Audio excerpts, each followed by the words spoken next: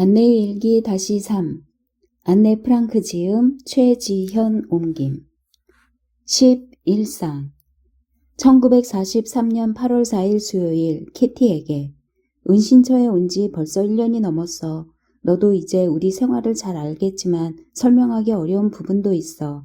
이야기해 줄 건 많지만 우리 생활이란 게 보통 때, 보통 사람들의 생활과는 너무 달라서 말이야. 이따금 일상생활을 적어서 우리 생활이 어떤 모습인지 좀 더 자세히 알려줄게. 오늘 밤은 밤의 모습부터 시작할게. 저녁 9시 이곳 은신처에서는 잠자리에 들기 위한 움직임이 부산하게 시작되지. 이건 언제나 꽤 큰일이야. 의자를 밀치고 침대를 끌어내리고 담요를 펴면 이곳은 낮과는 전혀 다른 모습이 돼. 나는 겨우 1.5m 정도 길이의 작은 침대 의자에서 자는데 의자를 붙여 좀 더 길게 쓰지.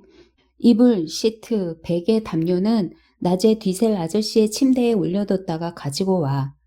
옆방에서 삐걱거리는 소리는 끔찍할 정도야. 마고토 언니의 접이식 침대를 꺼낼 때 들리는 소리거든.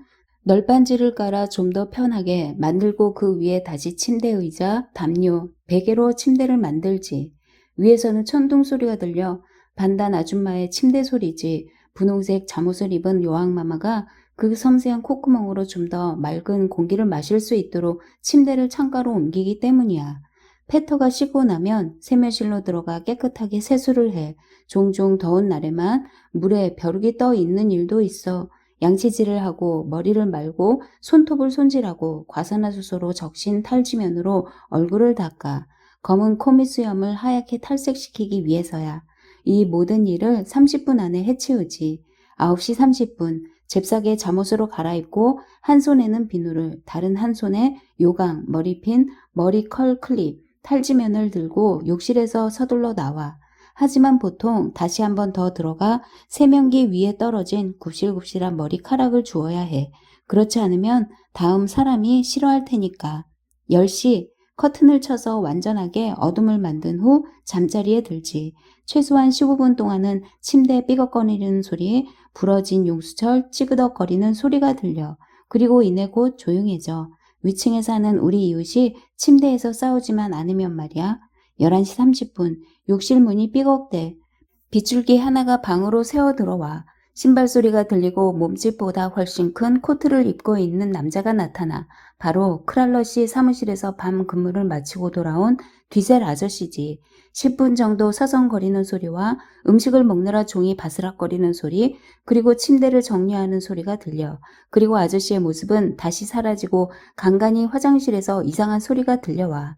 3시 일어나서 침대 아래에 둔 철제 요강의 볼일을 봐. 혹시 색이라도 할까봐 요강은 고무 매트에 두었지. 볼일을 볼 때 마치 산에서 시냇물 흐르는 것 같은 소리가 들려서 난 언제나 숨을 죽이고 있어. 그리고 다시 요강을 제자리에 두고 침대로 들어가. 하얀 잠옷을 입은 내 모습을 보면 언니는 언제나 아 진짜 잠옷 한번 꼴불견이다 라고 말해. 그러고는 15분 정도 잠이 들지 못하고 누운 채 밤의 소리에 귀를 기울이고 있어. 아래층에 도둑이 들지는 않았는지 신경을 쓰다 보면 위층이나 옆방의 침대 그리고 내 방 침대에서 나는 소리가 들려. 그렇게 있다 보면 이 집에 살고 있는 사람들이 어떻게 잠을 자고 있는지 혹은 잠을 이루지 못하고 밤을 보내고 있는지 알 수 있지. 잠을 이루지 못하고 밤을 보내는 건 확실히 기분 좋은 일이 아닌데 뒤셀이라는 이름의 사람과 관련됐을 때는 특히 더 그렇거든. 먼저 물고기가 입을 뻐끔거리는 듯한 소리를 9번 내지 10번 정도 반복하다가 입맛을 쩝쩝 다시고 입술을 핥기도 해. 그러고는 이리저리 몸을 뒤척이고 베개를 고쳐 베기도 하지. 5분 정도 조용해졌다가 다시 아까 했던 행동을 하는데 최소한 3번 정도 더 한 다음에야 이 의사 선생님은 겨우 잠이 들어. 또 1시부터 4시까지 폭격이 있을 때도 있어. 그럴 때마다 나는 습관적으로 내 침대 옆에 서 있곤 해. 가끔은 프랑스어 불규칙 동사를 외우거나 위층에서 말다툼이 일어나던 일을 정신없이 꿈꾸다가 폭격 소리를 듣고서야 내 방에 있다는 사실을 깨닫곤 하지. 하지만 대개는 앞서 말한 대로 침대 옆에 서 있을 때가 많아. 난 베개와 손수건을 움켜잡고 실내 가운을 걸치고 슬리퍼를 신고 아빠에게로 잽싸게 달려가. 그래서 마고토 언니가 내 생일 카드에 이런 시를 썼어. 한밤중 폭육 소리가 들리면 쉬, 저것 봐. 문이 삐걱 열리며 한 소녀가 들어온다. 옆구리에는 베개를 끼고. 큰 침대에 들어오고 나면 무서움은 끝나. 폭격이 더 심해지지만 않는다면 말이야. 오전 6시 45분 따르릉 자명종 시계가 울려. 누군가 맞춰둘 때도 있지만 아무도 맞춰두지 않아도 가끔은 울리지. 탁 반단 아줌마가 자명종 시계를 끄고 삐걱 반단 아저씨가 일어나. 주전자를 불 위에 올린 후 서둘러 화장실로 가지. 7시 15분 다시 문이 삐걱거려. 디젤 아저씨가 화장실에 갈 차례거든. 내가 커튼을 걷으면 은신처의 새로운 하루가 시작되는 거야. 안내가. 1943년 8월 5일 목요일 키티에게 오늘은 점심 식사 때의 이야기를 해줄게. 12시 30분 모두가 한숨 돌릴 수 있는 시간이야. 창고에서 일하는 소년들이 집으로 돌아가는 시간이거든. 위층에서는 반단 아줌마의 유일한 자랑거리인 카펫을 진공 청소기로 청소하는 소리가 들려. 마고토 언니가 책 몇 권을 팔에 끼고 발전이 없는 학생을 위해 네덜란드어를 가르치러 가. 발전이 없다는 건 디젤 아저씨를 뜻하는 거지. 아빠는 한시도 손에서 놓지 않는 디킨스 작품을 가지고 구석으로 가고 엄마는 부지런한 주부를 도우러 위층으로 서둘러 올라가고 나는 욕실을 정리하면서 몸단장도 해. 12시 45분 은신처가 꽉 차. 먼저 반산텐 씨가 오고 다음엔 쿠피스 씨, 크랄러 씨, 엘리가 오고 가끔 미에프가 올 때도 있어. 1시 다 함께 작은 라디오를 빙 둘러앉아 BBC 방송에 귀를 기울여. 그때가 은신처 사람들이 서로를 방해하지 않는 유일한 시간이지. 반단 씨도 방해할 수 없는 사람이 이야기하고 있는 때이니까. 1시 15분 즐거운 식사 시간이야. 아래층에서 온 사람들도 수프 한 그릇씩 먹을 수 있고 푸딩이라도 있으면 함께 나눠 먹지. 기분이 좋아진 반단 아저씨는 침대 의자에 앉아 있거나 책상에 기대고 있어. 그리고 아저씨 옆에는 언제나 신문, 컵, 고양이가 있지. 셋 중 하나라도 없으면 아저씨는 분명히 난리가 날 거야. 쿠피스 씨가 최근 시내 소식을 알려줘. 진정한 정보원이지. 크랄러 씨가 허둥지둥 올라와 짧지만 강하게 문을 두드리고 두 손을 비비면서 들어와. 기분이 좋으면 이것저것 수다스럽게 말을 하지만 기분이 나쁘면 아무 말이 없어. 1시 45분 다들 식탁에서 일어나 자기 일을 하러 가. 마고토 언니와 엄마는 설거지를 하고 반단 아저씨와 아줌마는 자기 침대 의자로 가. 패턴은 다락으로 가고 아빠는 아래층 침대 의자로 가고 디젤 아저씨도 자기 침대로 가고 나도 공부하러 가지. 그 다음엔 아주 평화로운 시간이 계속돼. 다들 잠을 자. 누구의 방해도 받지 않고 말이야. 디젤 아저씨는 맛있는 음식 꿈을 꾸는 것 같아. 표정을 보면 알 수 있거든. 하지만 너무 오랫동안 아저씨를 보고 있지는 않아. 시간이 어찌나 빨리 흐르는지 어느새 4시가 되어 잘난 의사 선생님이 시계를 손에 들고 내 옆에 서 있거든. 내가 아저씨에게 책상을 비워주는데 항상 1분이 늦는다면서 말이야. 안내가. 1943년 8월 9일 월요일 키티에게 은신처의 하루 시간표를 계속 이야기해 줄게. 이번엔 저녁 식사 모습이야. 우선 반단 아저씨부터. 아저씨가 가장 먼저 음식을 받는데 자기가 좋아하는 건 모조리 다 받아. 언제나 식사를 하면서 이야기를 하는데 늘 자기 의견만이 들을 만한 가치가 있으며 자신이 일단 말하고 나면 돌이킬 수 없다는 태도야. 누가 감히 아저씨의 말에 의의를 제기하기라도 하면 아저씨는 당장 불같이 화를 내. 아저씨는 고양이처럼 으르렁거리지. 그건 절대 토론이 아니야. 아저씨 말에 한번 토를 달아본 사람은 2번 다시는 하지 않아.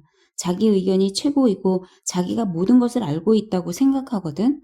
그래 그렇다 치자. 아저씨가 최고로 똑똑해. 아무튼 아저씨의 자기 만족은 하늘을 찌를 것 같아. 반단 아줌마? 아줌마에 대해서는 잠자코 있는 게 나을 거야. 가끔 특히 아줌마가 기분이 나쁘기라도 하는 날에는 아줌마 얼굴도 쳐다보면 안 돼. 곰곰이 생각해보면 모든 논쟁의 원인은 아줌마야. 논쟁의 주제에 문제가 있었던 게 아니고 말이야. 그래서 사람들은 아줌마를 불쏘시개라고 하면서 한 발짝 떨어져 있고 싶어 하지. 아줌마는 문제를 일으키는 게 재미있나 봐. 엄마와 나 사이에 문제를 일으키기는 쉽지만 마고토 언니와 아빠의 사이는 그렇게 쉽지 않을걸? 그리고 아줌마는 먹을 것 하나는 정말 잘 챙겨 먹어. 물론 아줌마는 자기가 먹는 게 부족하다고 생각하겠지만 말이야. 가장 작은 감자, 가장 맛있는 것, 가장 좋은 것은 아줌마 차지지. 내가 음식을 나눈다면 다른 사람들도 고를 수 있도록 할 텐데. 그리고 수다. 사람들이 관심이 있든 말든 듣고 있든 말든 그건 중요한 것 같지 않아. 아줌마는 자신이 하는 이야기라면 모두가 재밌어 할 거라고 생각하는 것 같아. 요염한 미소를 띠며 마치 모든 걸 알고 있다는 듯한 표정과 모든 사람의 일에 나서서 충고와 용기를 주는 행동이 처음 보는 사람에게는 좋은 인상을 심어줄 수도 있을 거야. 하지만 조금만 더 시간을 두고 그 모습을 보면 그 좋았던 인상은 사라지고 말지. 첫째, 반단 아줌마는 부지런해. 둘째, 유쾌하고 셋째로 요염하고 때로는 귀여워. 그게 반단 아줌마야.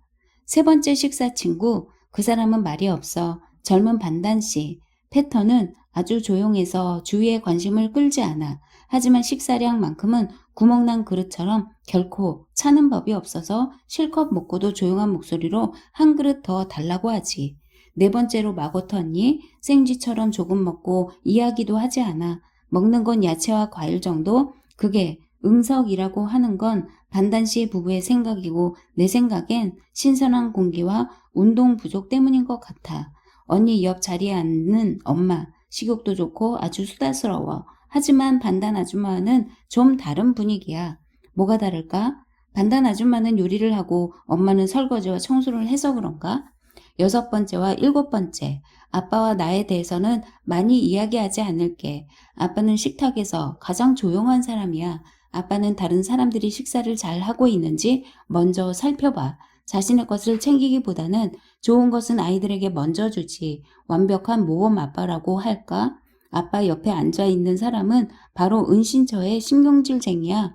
디셀 아저씨. 절대 고개를 들지 않고 이야기도 하지 않고 먹기만 해.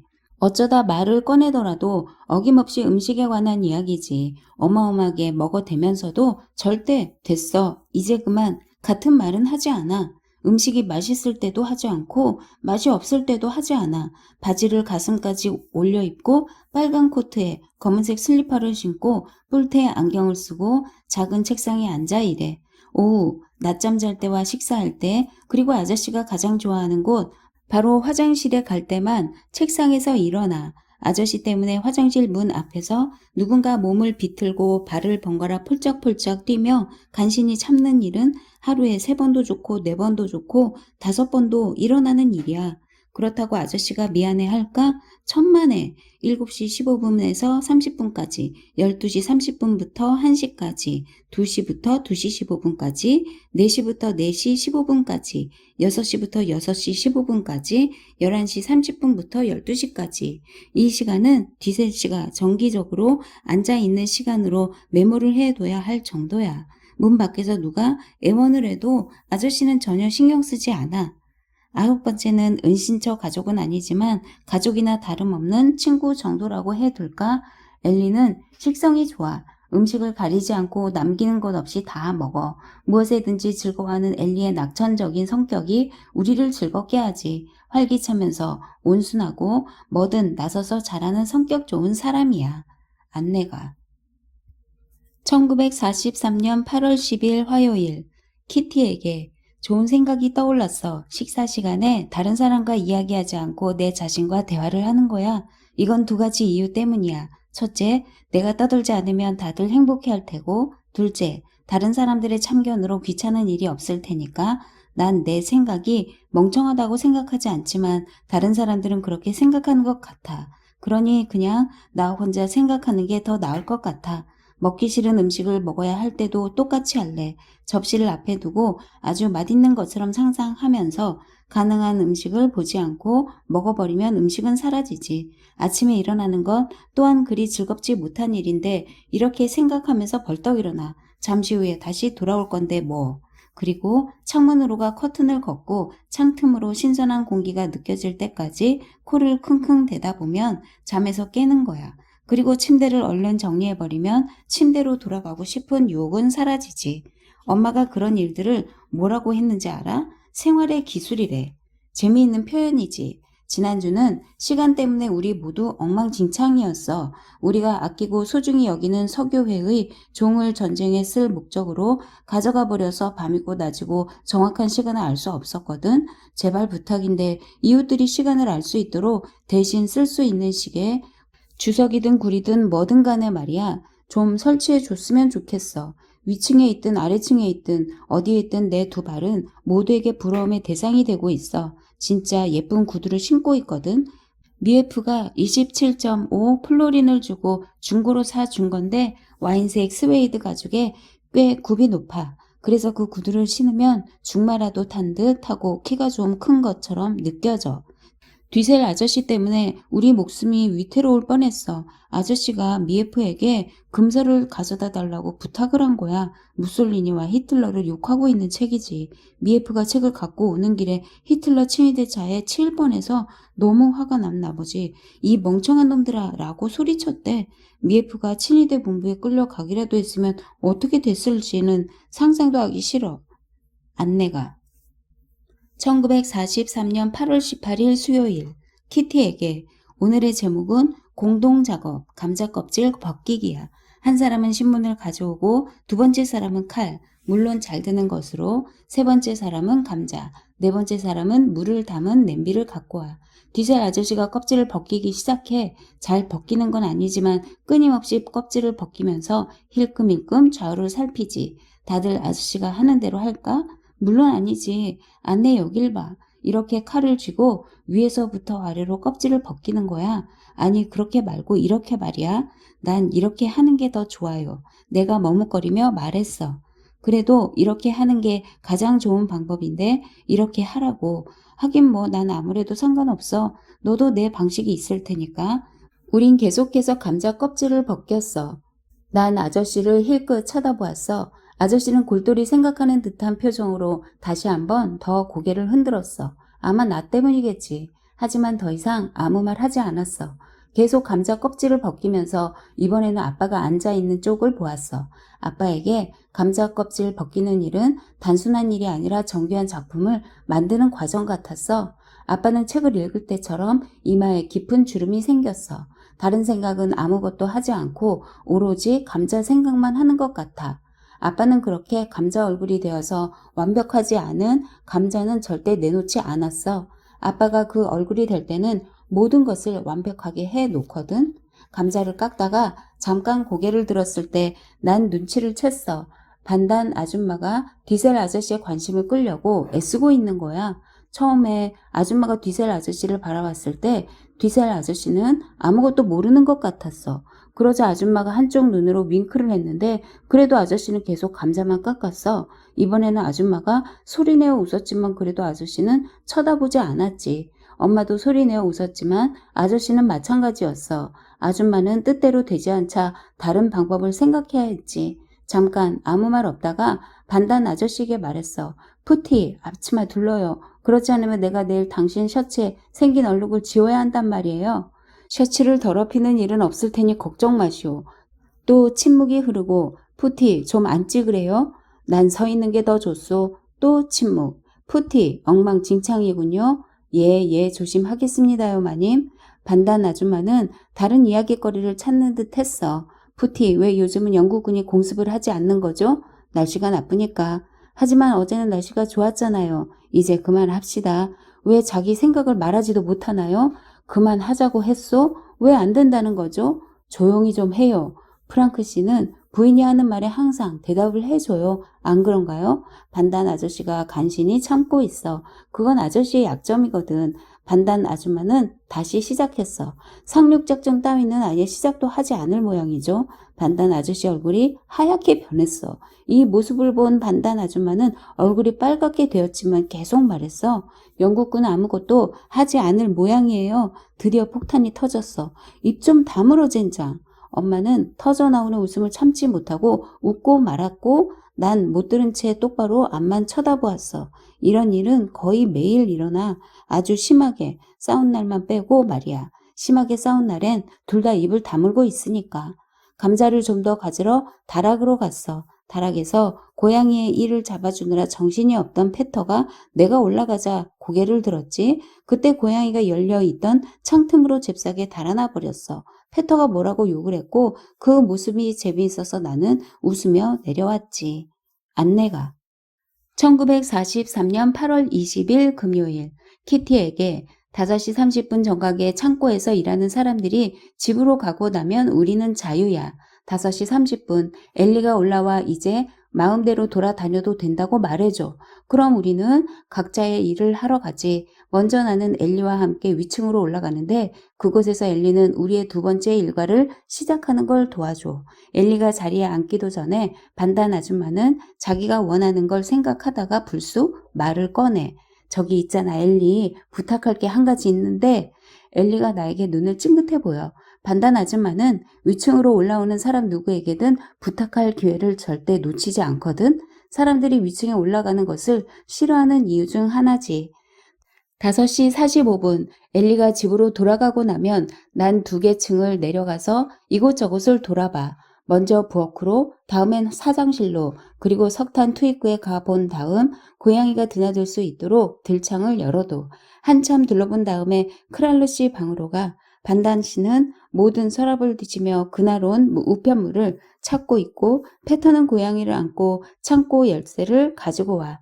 아빠는 타자기를 위층으로 가지고 가고 마고터 언니는 사무실 일을 할 만한 조용한 장소를 찾지. 반단 아줌마는 가스에 주전자를 올리고 엄마는 감자가 담긴 냄비를 가지고 내려오고 이렇게 각자 자신의 일을 하는 거야. 페터가 창고에서 돌아오자마자 빵이 어디 있는지 물어. 빵은 엄마와 아줌마가 언제나 부엌 찬장에 넣어두는데 없다는 거야? 정말 잊은 걸까? 페터가 가장 큰 사무실에서 찾아보겠다고 했어. 페터는 밖에서 보이지 않도록 문 앞에서 웅크리더니 최대한 몸을 작게 만들고 철제장을 향해서 기어갔어. 그곳에 있던 빵을 꺼내서 돌아오는데 그 순간 무시가 페터를 뛰어넘어 맞은편 책상 아래로 들어가 앉는 거야. 깜짝 놀란 페터가 주위를 두리번거렸어. 페터는 무시라는 걸 알고 다시 사무실로 기어가서 무시 꼬리를 잡아당겼어. 무시가 으르렁거렸고 페터는 한숨을 쉬었어. 페터가 손쓸 겨를도 없이 무시는 창가로 가서 몸을 핥고 있었어. 페터에게서 도망쳐서 아주 다행이라는 듯이 말이야. 이제 페터는 마지막 미끼로 빵 조각을 무시 코 밑에 들이대고 구슬렸지만 무시는 눈도 깜짝 안 했어. 결국 페터는 문을 닫고 나왔지. 난 문틈으로 그 장면을 처음부터 끝까지 보고 있었어. 그때 위에서 똑똑똑 두드리는 소리가 들려. 3번 두드리면 식사 시간이라는 뜻이지. 안내가 1943년 8월 23일 월요일 키티에게 은신처의 일상을 다시 이야기해 줄게. 시계가 아침 8시 30분을 알리면 마고토 언니와 엄마는 예민해져. 쉬, 아빠 조용히 하세요. 8시 30분이에요. 이쪽으로 오세요.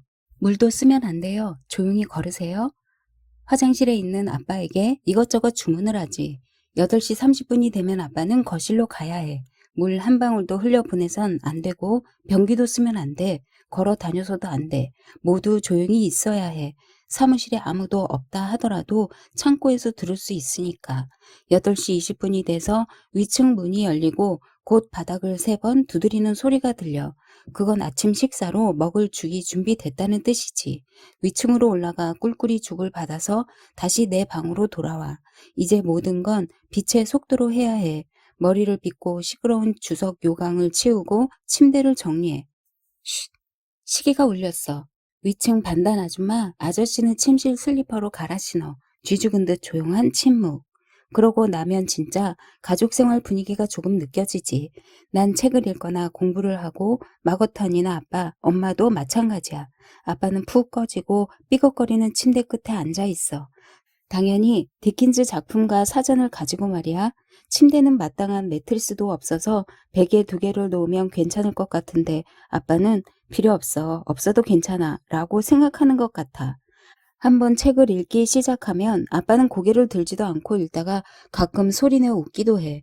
엄마도 책에 관심을 가질 수 있도록 하려고 아빠가 애써 보지만 엄마는 이런 말만 하지. 지금은 시간이 없어요. 아빠는 잠깐 실망하는 듯 하다가 곧 다시 책에 빠져들어. 그리고 잠시 후 진짜 재미있는 부분을 읽으면 아빠는 다시 한번 더 시도해. 여보, 이 부분 좀 읽어봐. 하지만 엄마는 침대에 앉아 자유롭게 책을 읽고 바느질을 하고 뜨개질을 하거나 일을 해. 그리고 갑자기 무슨 생각이 떠오르면 이렇게 말해. 안내, 너 그거 알고 있니? 마고트, 이것 좀 적어라. 잠시 후 다시 평화가 다시 찾아오지. 마고트 언니가 책을 탁 덮어. 아빠는 잠깐 눈썹을 축혀 세워 주름살을 만들었다가 이내 다시 책 속에 빠져버려. 엄마는 마고토 언니와 수다를 떨기 시작하고 나는 무슨 이야기인가 궁금해져서 엄마와 언니의 수다에 귀를 기울여. 이따금 아빠가 대화에 끼어들기도 하고 그러다가 9시가 되면 아침 먹을 시간이 되는 거지. 안내가. 1943년 9월 10일 금요일 키티에게 너에게 글을 쓸 때마다 뭔가 특별한 일이 일어날 것 같은데 대체로 즐거운 일보다는 슬픈 일이 더 많아. 하지만 오늘은 아주 멋진 일이 생겼어.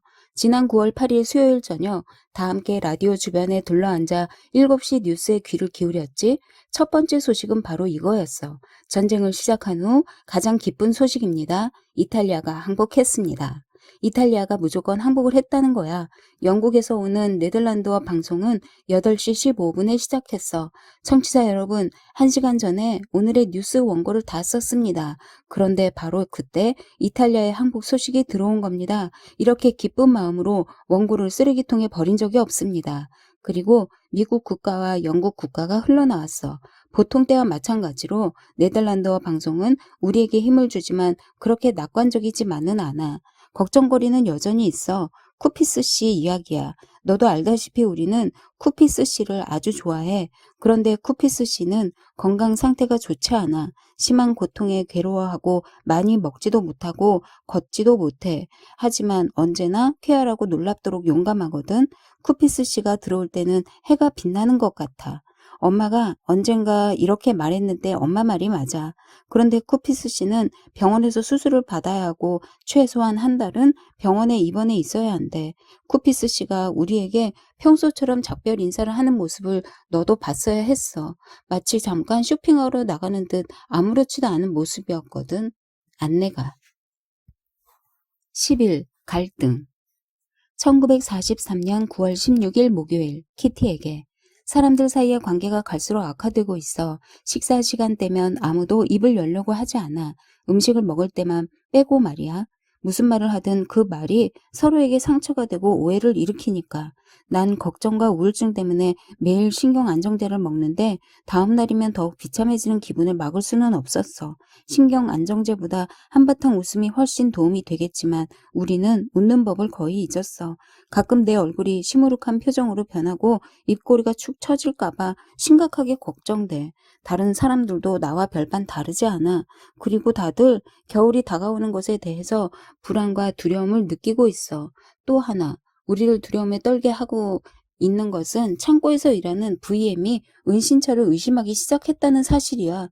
그 사람은 의심이 많은 데다가 잘 속지도 않고 더군다나 신뢰할 수도 없는 사람이라 더욱 걱정인 거지. 어느 날 크랄러 씨가 정말 조심스럽게 코트를 입고 12시 50분에 모퉁이에 있는 약국에 갔다가 5분도 안 돼서 도둑처럼 살금살금 계단을 올라왔어. 그리고 1시 15분에 다시 가려고 했는데 엘리가 와서는 VM이 사무실에 있다고 주의를 주었어. 그래서 결국 크랄러 씨는 다시 돌아서서 1시 30분까지 우리와 함께 앉아 있었어. 그러고는 신발을 벗고 양말만 신고 다락 앞문으로 가서 아래로 내려갔지. 삐걱거리지 않도록 조심하면서 건너라 15분이나 걸려 가까스로 밖으로 나갔다가 무사히 사무실로 들어갔어. 그동안 엘리는 VM을 내보내고 크랄러 씨를 데리러 왔지만 크랄러 씨는 아까 이미 나가고 없었지. 신발도 신지 않은 채로 말이야. 회사 간부가 길거리에서 신발을 벗고 있는 걸 보면 사람들이 뭐라고 할까? 양말바람에 회사 간부라니. 안내가. 1943년 9월 29일 수요일 키티에게 오늘은 반단 아줌마의 생일이야. 우리는 아줌마에게 잼 한 병과 치즈, 고기, 빵을 받을 수 있는 배구표를 선물했어. 반단 아저씨와 디젤 아저씨, 그리고 우리를 도와주는 사람들은 음식과 꽃을 선물했고 우리가 살고 있는 시대가 이렇단다. 엘리는 이번 주 내내 신경 과민에 시달렸어. 엘리는 너무 자주 밖으로 나가야 하거든. 하루에도 몇 번씩 나가서 뭔가를 사오는 심부름을 해야 했고 그러는 동안 잘못된 건 없나 걱정을 해야겠지. 게다가 아래층 사무실 일도 마쳐야 하는데 쿠피스 씨도 아프고 미에프도 감기로 집에 있고 엘리 자신은 발목을 삐었거든. 사랑 때문에 고민할 일도 많은데다가 매사에 불평하는 아버지까지 있으니 엘리가 괴로워하는 건 당연한 일이지. 그래서 우리는 다 같이 엘리를 위로했어. 엘리가 단호하게 한두 번 정도 시간이 없다고 우리에게 말한다면 자연히 사와야 할 물건 목록도 줄어들 거라고 말이야. 또 반단 아저씨에게 문제가 생겼나 봐. 난 이미 눈치채고 있었거든. 아빠도 무슨 이유에서인지 굉장히 화가 났어. 도대체 우리에게 무슨 일이 닥치고 있는 거지? 그 일에 내가 휘말리지 않았으면 좋겠어. 어디론가 멀리 사라져 버렸으면 좋겠어. 오래지 않아 우리는 미쳐 버릴지도 몰라. 안내가 1943년 10월 17일 일요일 키티에게 쿠피스 씨가 돌아왔어. 너무 감사한 일이지? 좀 창백해 보이긴 하지만 아저씨는 유쾌한 모습으로 반단 씨 옷을 팔러 나갔어. 반단 씨 가족들이 돈이 없다니 정말 안 됐어. 그런데도 반단 아줌마는 쌓여있는 코트와 치마, 신발 중에서 하나도 내놓으려고 하지 않아.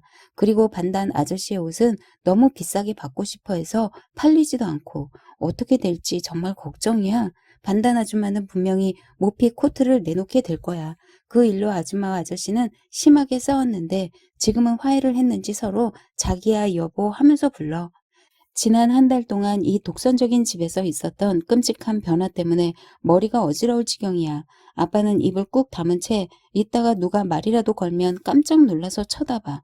사람들과 다시 얽히는 걸 두려워하는 것 같은 표정이야. 엄마는 흥분해서인지 얼굴이 빨갛게 변했어. 마고토 언니는 머리가 아프다고 하지.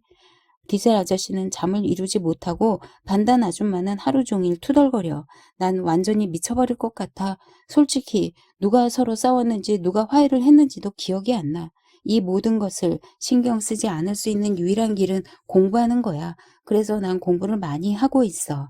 안내가 1943년 10월 29일 금요일 키티에게 반단 아줌마 아저씨가 또 심하게 싸웠어. 전에도 말했지만 반단 아저씨 가족은 돈이 떨어졌거든. 언젠가 쿠피스 아저씨가 잘 알고 지내는 모피 장사꾼 이야기를 한 적이 있는데 이 이야기를 듣고 반단 아저씨는 아줌마의 모피 코트를 팔 생각을 하게 된 거지.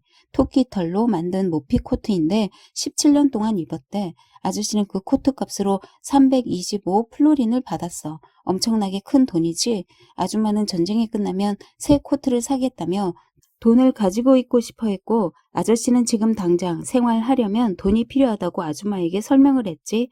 고성이 오가고 발을 구르고 험한 말도 들렸어. 정말 상상도 할 수 없을걸. 공포스러울 정도였어. 우리 가족은 숨을 죽인 채 계단 아래에 서서 둘을 떼어 놓아야 할 때를 대비하고 있었어. 계속되는 고함과 울음소리 때문에 불안해지고 긴장한 나는 그날 저녁 침대에서 울었어. 가끔 30분 동안이라도 나 혼자 있을 수 있는 것에 감사하면서 말이야. 쿠피스 씨가 다시 오지 못하게 됐어. 쿠피스 씨의 위가 다시 말썽이 났기 때문이지. 출혈이 제대로 멎었는지 계속되는지 쿠피스 씨는 모르고 있었나 봐. 몸이 좋지 않아 집에 간다고 말하는 쿠피스 씨가 난생 처음 아주 우울해 보였어. 난 식욕이 없는 것만 빼면 전체적으로 괜찮은 편이야. 다들 계속 내게 이렇게 말해. 기운이 없어 보여. 그렇게 말하는 그들에게 난 잘 견뎌내고 있다고 말해야겠지? 가끔 신경이 예민해져 나 스스로도 어쩔 수가 없는데 특히 일요일이면 거의 죽고 싶을 정도야. 공기는 답답하고 납처럼 무거워 졸음만 쏟아져. 집 밖에서는 새 한 마리 지저귀는 소리도 들리지 않고 숨 막힐 듯한 정막만이 곳곳에 흘러 마치 지하 세계로 끌려가기라도 할 것 같아. 이런 때 엄마, 아빠, 마고토 언니는 냉정하게도 나를 내버려둬. 나는 그저 이 방에서 저 방으로, 위층에서 아래층으로 헤매고 다녀. 마치 어두운 새장 속에 갇혀 퍼덕이고 있는 날개 꺾인 새처럼 말이야. 밖으로 나가 웃고 신선한 공기를 마셔봐. 내 안에 목소리가 소리치지만 이제는 대답하고 싶은 마음조차 없어. 그냥 침대에 누워 잠만 자. 시간이 더 빨리 지나가도록. 그리고 정적과 공포를 잊을 수 있도록. 왜냐하면 달리 방법이 없으니까. 안내가 1943년 11월 3일 수요일 키티에게 우리에게 뭔가 교육적인 것을 해주고 싶었는지 아빠가 라이던 사범 학교의 강좌 안내서를 신청했어. 마고터니가 그 두꺼운 책을 최소 3번은 훑어보았지만 마음에 드는 강좌도 우리 형편에 맞는 강좌도 찾지 못했어. 아빠는 얼른 결정해서 초등 라틴어 강좌를 신청하는 편지를 써서 보냈지. 또 내가 뭔가 새로운 것을 시작하게 하려고 아빠는 쿠피스 씨에게 어린이 성경을 부탁했어. 내가 신약 성서에 대해서 알아가도록 말이야. 한우카 축제일 선물로 안내에게 성경을 주실 건가요? 언니가 조금 망설이며 묻자 아빠는 이렇게 대답했지. 글쎄, 성 니콜라스 축제일이 더 좋을 것 같은데 그리스도는 한우카 축제와는 어울리지 않으니까. 안내가 12불안 1943년 11월 8일 월요일 저녁 키티에게 산더미 같은 내 편지들을 하나하나 읽다 보면 그 편지들을 쓸 때의 내 기분이 다 제각각이라는 사실에 놀랄 거야. 이곳 분위기에 내가 많이 좌우된다는 사실이 조금 짜증나지만 그건 나 혼자만 그런 게 아니야. 우리 모두 똑같아.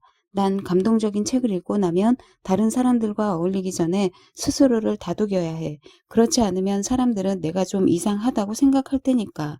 너도 눈치챘겠지만 지금 난 좀 우울한 상태야. 왜 그런지는 말할 수 없지만 내가 겁쟁이이기 때문인 것 같아.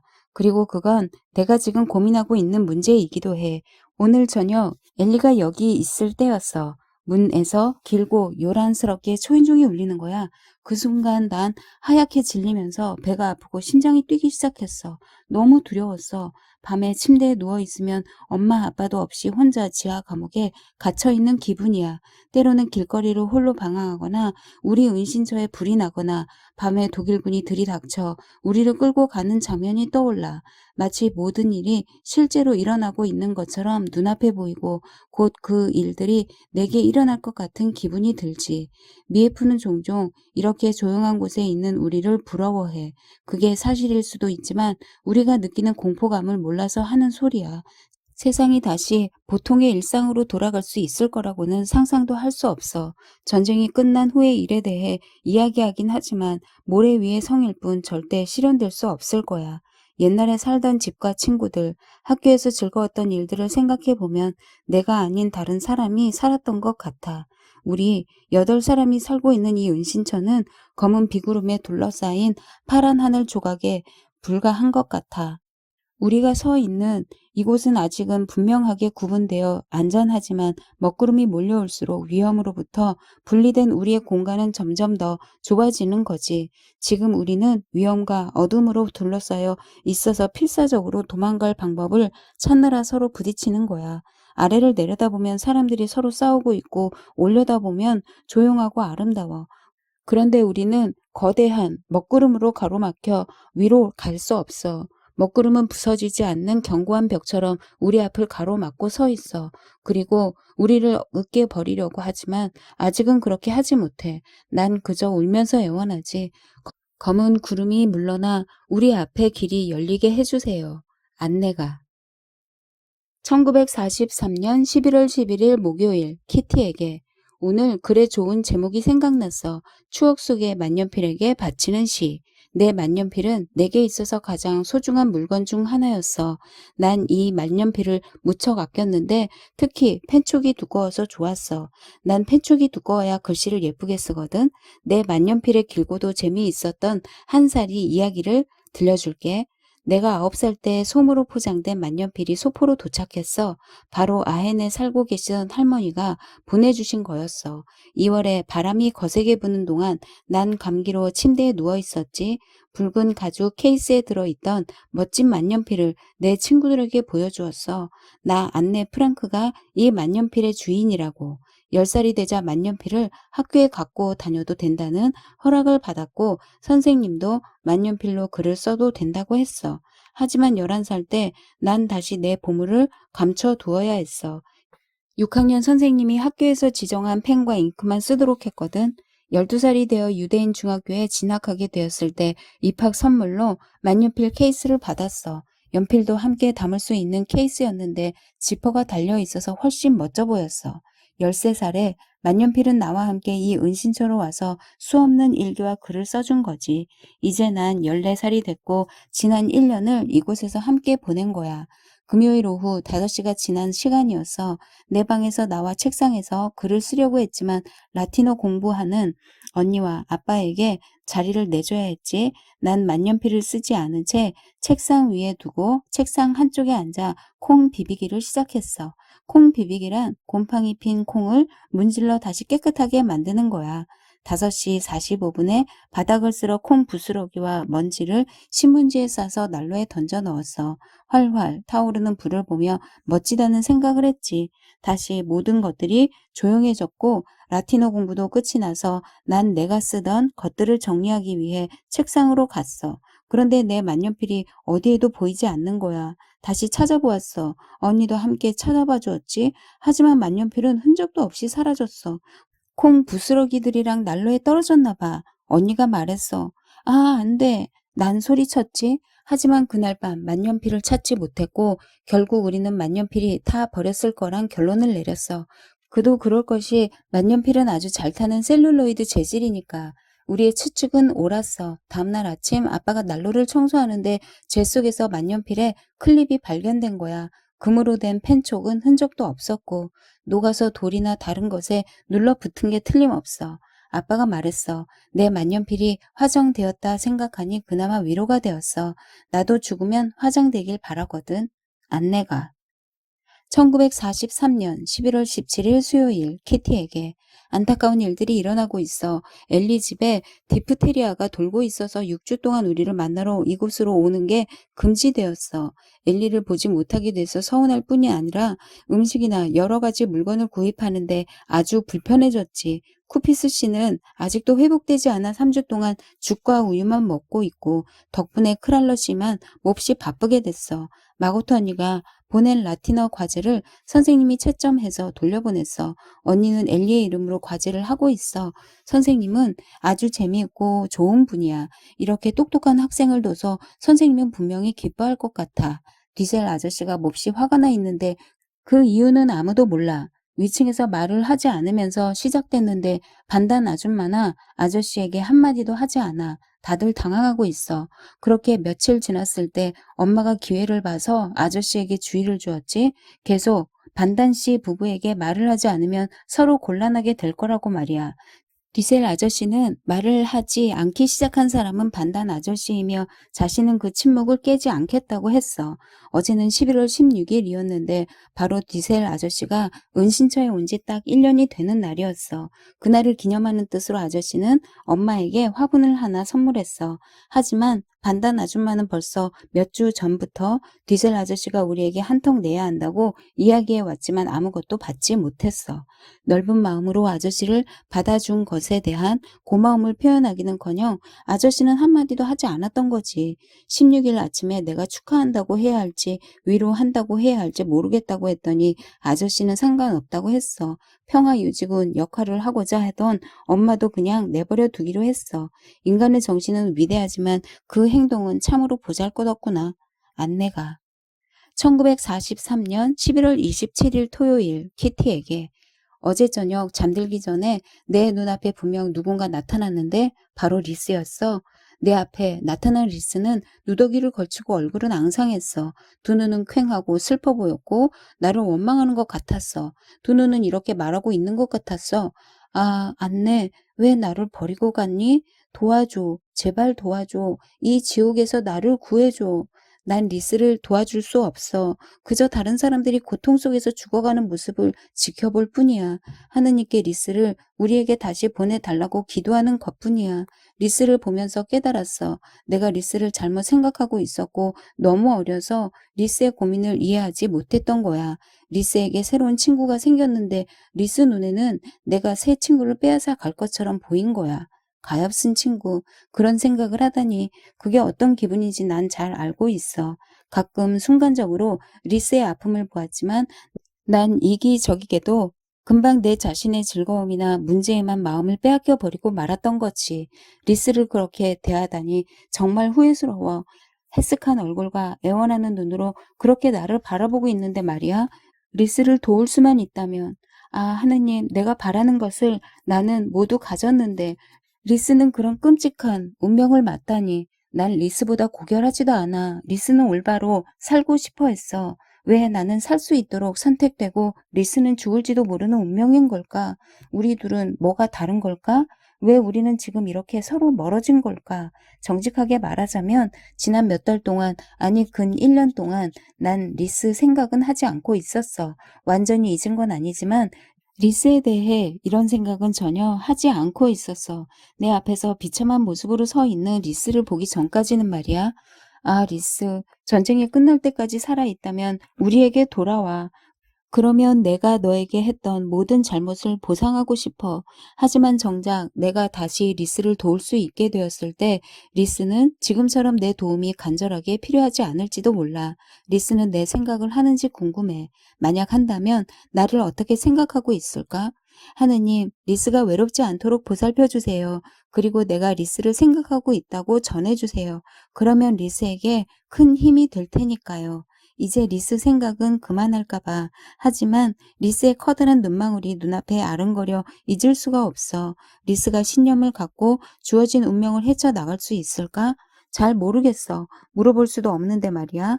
리스, 리스, 내가 받는 고통으로부터 널 구해줄 수 있다면, 그리고 내가 누리고 있는 이 모든 것을 함께 나눌 수 있다면 얼마나 좋을까? 하지만 이젠 너무 늦었어. 널 도울 수도 없고 내가 저지른 잘못에 대해 사과할 수도 없어. 하지만 리스를 절대 잊지 않을 거야. 그리고 리스, 너를 위해 항상 기도할 거야.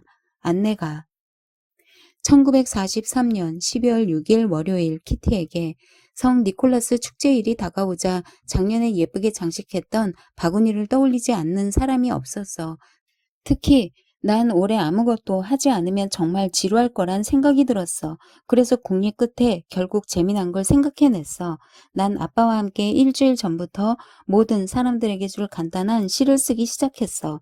일요일 저녁 7시 45분에 아빠와 난 작은 인형과 분홍색과 파란색 종이 리본으로 장식한 커다란 세탁 바구니를 들고 위층으로 갔어. 바구니는 커다란 갈색 종이로 덮어놓고 그 위에 편지 한 통을 핀으로 고정해 두었지. 다들 깜짝 선물에 적잖이 놀랐어. 나는 편지를 꺼내 읽기 시작했어. 지난번처럼은 아니라 하더라도 산타클로스가 다시 왔어요. 지난해처럼 즐겁고 유쾌하게 산타클로스가 온 날을 축하할 수 없어요. 그 무렵 우리의 희망은 높고 밝았고 모든 낙관주의자들이 옳다고 생각했죠. 이곳에서 산타클로스를 다시 맞으리라. 그 누구도 생각하지 못했어요. 그래도 산타클로스의 정신을 살려야죠. 그런데 드릴 것이 없어서 특별한 선물을 생각해 봤어요. 다들 각자의 신발 속을 봐주세요. 각자 바구니에서 자기 신발을 꺼내는 순간 웃음소리가 왁자하게 터졌어. 신발 안에는 종이로 포장한 작은 선물꾸러미가 있었거든. 선물에는 각자 주인의 이름이 적혀 있었고 말이야. 안내가 1943년 12월 22일 수요일 키티에게 심한 감기에 걸려 여태껏 너에게 글을 쓰지 못했어. 이곳에서 아픈 건 재앙이야. 기침을 하고 싶으면 담요 안으로 기어들어 코를 막고 숨을 죽이지. 그래도 목 간지러운 건 가시지 않아. 우유나 꿀, 기침 멎는 알약을 먹어야 해. 내가 받았던 온갖 치료들을 생각하니 머리가 어지래. 땀을 흘리게 하고 가슴에 젖은 수건을 얹었다가 마른 수건을 얹었다가 뜨거운 것도 마시고 입도 헹구고 목구멍에 약을 바르고 가만히 누워있고 몸을 따뜻하게 하려고 쿠션을 안고 있기도 하고 뜨거운 물병을 안고 있기도 하고 레몬 스쿼시도 마시고 2시간마다 체온도 재고 이렇게 하면 정말 나을 수 있기는 한 걸까? 그 중에서도 가장 끔찍했던 건 디셀 씨가 의사랍시고 내 몸속에서 나는 소리를 듣겠다고 내 가슴에다 그 기름기 흐르는 머리를 갖다 댄 거야. 머리카락 때문에 참을 수 없게 간지러웠을 뿐 아니라 너무 무안했어. 30년 전에 의학 공부를 했고 의사 직함이 있기는 하지만 왜 내 가슴에 머리를 갖다 대냐고. 내 애인인 것도 아니면서 말이야. 사실 내 몸이 건강한지 그렇지 못한지 듣지도 못할 거면서 아저씨는 귀가 먹어서 먼저 귀 청소부터 해줘야 돼. 하지만 이제 다 나아서 다시 원기왕성해졌어. 키도 1cm 자랐고 몸무게도 1kg 늘었어. 좀 창피하긴 하지만 학구열에 불타고 있고 너에게 전해줄 또 다른 소식이 있어. 여기 있는 사람들이 사이가 좋아지고 있어. 싸우지도 않아. 최소한 6개월 동안은 이런 평화로움을 맛보지 못했던 것 같아. 엘리는 아직도 이곳에 오지 못하고 있고 크리스마스를 지낼 여분의 기름과 과자와 시럽을 받았어. 그 중에서도 최고의 선물은 브로치야. 동전으로 만들어서 반짝반짝 빛나는데 말로 표현할 수 없을 만큼 예뻐. 뒤살 아저씨는 미에프에게 구워달라고 부탁한 예쁜 케이크를 엄마와 반단 아줌마에게 선물했어. 사무실 일도 바쁠 텐데 이런 일까지 부탁하다니.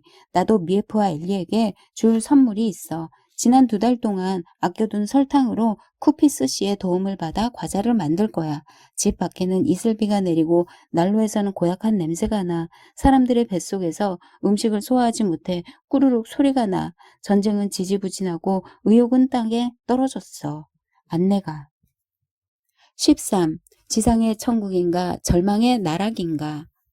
1943년 12월 24일 금요일 키티에게 여기 사람들이 분위기에 얼마나 영향을 받는지 전에도 썼을 거야. 그런데 내 경우엔 최근에 이 문제가 더 심각해진 것 같아. 괴테의 지상의 천국인가 절망의 나락인가 라는 말이 이곳에 딱 맞아.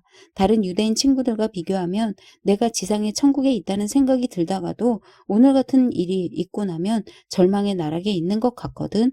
쿠피스 씨가 와서 딸 코리의 하키클럽, 카누 여행, 연극 공연, 친구들 이야기를 해주었어. 내가 코리를 질투하는 건 아니야. 하지만 단 한 번만이라도 즐겁게 배가 아프도록 웃어보고 싶어. 특히 요즘처럼 크리스마스 휴가와 신년 휴가가 있는 때에는 이곳에만 숨어 지내고 있는 게 마치 추방된 사람 같은 기분이 들어. 하지만 이런 글은 쓰지 않을래. 고마운 것도 모르는 것 같고 내가 좀 과장하는 것 같기도 해서 말이야.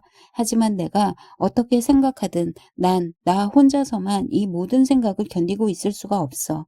그래서 내가 처음에 했던 말을 다시 해볼까 해. 종이는 사람보다 인내심이 강하다. 누군가 집 밖에서 옷에 찬바람을 안고 얼굴에는 차가운 기운을 붙이고 집 안으로 들어오면 난 머리를 담요 속에 묻고 싶어. 우리는 언제쯤 신선한 공기를 마시는 특권을 당연하게 여기게 될까? 라는 생각이 들거든. 머리를 담요 속에 묻지 않기 위해 오히려 머리를 높이 쳐들고 용감하게 있지만 그 생각은 끊임없이 머릿속에 떠올라. 너도 어딘가에서 1년 반이나 갇혀 지냈다면 종종 견딜 수 없는 때가 있을 거야. 정의에 대한 믿음과 모든 것에 대한 감사함에도 불구하고 마음속 감정까지는 어떻게 할 수 없거든. 자전거를 타고 춤을 추고 휘파람을 불고 세상을 바라보고 젊음을 만끽하고 내가 자유라는 사실을 깨닫고 이 모든 것을 하고 싶어 간절히. 하지만 그런 마음을 보여서는 안 돼. 우리 8사람이 자신을 불쌍하게 여기기 시작하거나 슬픈 얼굴로 지낸다면 앞으로 어떻게 되겠니? 가끔 난 내 자신에게 이렇게 물어. 유대인이든 아니든 난 그저 까불며 놀고 싶은 여자아이일 뿐이라는 걸 누가 알까? 나도 몰라. 그리고 아무에게도 이야기할 수 없어. 만약 누군가에게 이야기한다면 난 울어버릴 거거든.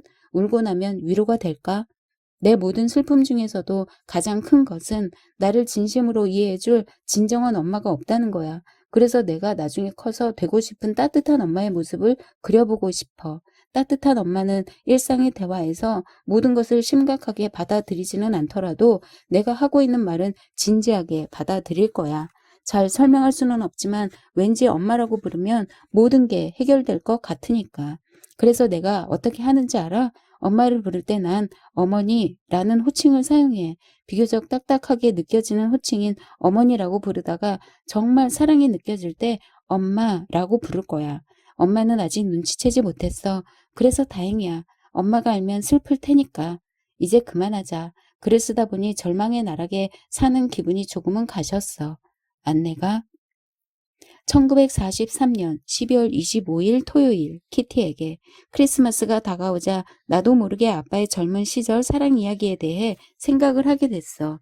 작년에는 아빠의 이야기를 이해할 수 없었지만 지금은 이해가 돼. 아빠가 다시 한번 더 이야기를 해준다면 내가 이해하고 있다는 걸 아빠에게 보여줄 수 있을 텐데. 아빠가 그 이야기를 한 건 아빠 자신이 많은 사람들의 비밀을 알고 있어서 자신의 감정을 한 번쯤 표현하지 않고는 견딜 수 없었기 때문일 거야. 그렇지 않으면 아빠는 자신에 대해서 한마디도 하지 않을 테니까. 아마 언니는 아빠가 그런 경험을 했다는 걸 전혀 모르고 있을 거야. 가엾은 아빠. 아빠는 아무것도 잊지 못했어. 그리고 앞으로도 잊지 못할 거고. 아빠는 인내심이 많은 사람이야. 나도 아빠 같은 어른이 되고 싶지만 그런 슬픈 경험은 하고 싶지 않아. 안내가. 1943년 12월 27일 월요일 키티에게 금요일 저녁 난생 처음으로 크리스마스 선물을 받았어. 쿠피스 씨, 크랄러 씨, 그리고 그 딸들이 깜짝 놀랄 선물을 준비한 거야. 미에프는 예쁜 크리스마스 케이크를 만들어 그 위에 평화의 1944년이라고 써주었어. 엘리는 전쟁 전에 먹었던 것처럼 맛있는 비스킷을 주었고 페터와 마고트 언니 그리고 나에게는 요구르트 한 병씩을 어른들 모두에게는 맥주 한 병씩을 주었어. 모두 멋있게 포장해서 각각 그림을 붙여두었는데 그렇게 선물을 받지 않았다면 우리는 크리스마스가 가는지도 몰랐을 거야. 안내가. 1943년 12월 29일 수요일 키티에게 지난밤에 다시 슬퍼졌어. 할머니와 리스가 떠올랐거든. 할머니, 사랑하는 우리 할머니. 할머니가 겪고 있던 고통을 우리는 까마득히 몰랐어. 얼마나 다정하신 분이셨는데 그런데 할머니는 끝까지 그 끔찍한 비밀을 우리에게는 알리지 않고 혼자만 알고 계셨어. 할머니는 고통스러운 병을 앓고 계셨어. 얼마나 헌신적이고 좋으신 분이었는지 한 번도 우리를 실망시킨 적이 없어. 내가 아무리 심하게 장난을 쳐도 할머니는 항상 나를 감싸주셨지. 할머니, 나를 사랑해 주셨나요? 아니면 나를 이해하지 못하신 건가요? 잘 모르겠어요. 아무도 자기 이야기를 할머니에게 하지 않았어. 그래서 할머니는 분명 외로웠을 거야. 우리가 있어도 얼마나 쓸쓸하셨을까. 사람은 많은 사람에게서 사랑을 받고 있어도 외로울 수 있어. 왜냐하면 사람은 누군가에게 오직 단 한 사람이 될 수는 없거든. 그리고 리스는 아직 살아있을까? 리스는 뭘 하고 있을까? 아, 신이시여, 리스를 보살펴 주시고 우리에게 다시 보내주세요. 리스, 난 늘 내가 내 입장이라면 어떤 운명을 만나게 됐을까 생각해. 그런데도 이곳에서 일어난 일로 종종 비참해지는 건 왜일까? 절망에 빠진 리스와 리스 가족들을 생각할 때 빼고는 늘 행복하고 기쁘고 만족스러워야 하는 거 아닐까? 난 정말 이기적이고 겁쟁이야. 왜 늘 가장 끔찍한 일들에 대해서만 생각하고 있는 거지? 너무 무서워서 가끔 마구 비명을 지르고 싶을 때도 있어. 이렇게 운 좋게 살아있는 것에도 불구하고 신에 대한 믿음이 충분하지 않은 것 같아. 신은 나에게 너무 많은 것을 주셨어. 그 모든 것을 받을 자격이 없는데도 말이야. 그런데도 난 여전히 잘못을 저지르고 있어. 친구들을 생각하면 울고 싶어져. 하루 종일 울 수도 있을 것 같아. 내가 하는 일이라고는 기적을 만들어 친구들을 구해달라고 신께 기도하는 것뿐이야. 기도라도 충분히 하고 있기를. 안내가. 14. 엄마. 1944년 1월 2일 일요일 키티에게 오늘 아침 할 일이 없어서 일기장을 뒤적이다가 엄청나게 화가 난 상태로 엄마에 대해 쓴 글을 몇 개 보고는 나 스스로 충격을 받았어. 그리고 내 자신에게 이렇게 물었어. 안내, 이렇게 증오해찬 말을 한 게 정말 너 맞니? 너 어쩜 그럴 수 있니? 일기를 손에 펼쳐들고 앉아서는 어떻게 이토록 분노와 증오로 가득 찬 채 너에게 모든 것을 털어놓아야 했는지 생각해 보았어. 이제 1년 전의 안내를 이해하고 용서해 주려고 노력하고 있어. 아무리 생각해도 어떻게 이런 일이 있을 수 있는지 설명할 수도 없을 뿐만 아니라 너에게 이런 말을 쏟아 놓았다는 사실이 양심의 가책으로 느껴지거든.